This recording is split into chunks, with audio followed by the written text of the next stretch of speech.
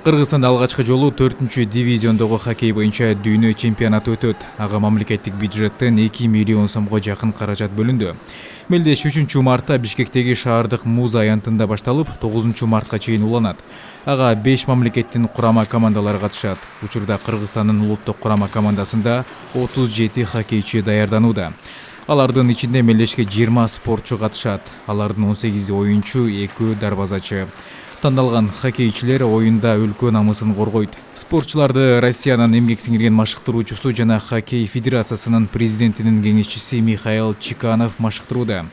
Эгерде Кыргызстандын улуттук курама командасы 4-дивизиондогу хоккей боюнча дүйнө чемпионатында 1-орунга ээленип калса, 3-дивизионго чыгат. Машыгуу жакшы. Күн сайын 2 жолу муз аянтчасы жана 1 жолу күндө тренажерка. Saat 8:30'dan баштап түнкү 11-ге чейин тренировка кылабыз. Уктайбыз, эс алабыз. Күн сайын күч менен машыгабыз.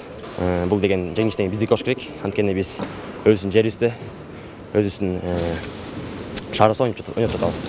Даярдыктар дирекциянын олимпиадалык оюндардын түрүнүн дирекциясынын календардык план боюнча курама команда 13 февралда даярдык баштаган. Команда буйруса 100% келчү оюнчулар менен толукталды. Уже 13 февралдан бери даярдык болуп атат. Баары базада, гостиницага жатып атышат. Мелдеме машыгуулар күндө 2 жолу болуп атат.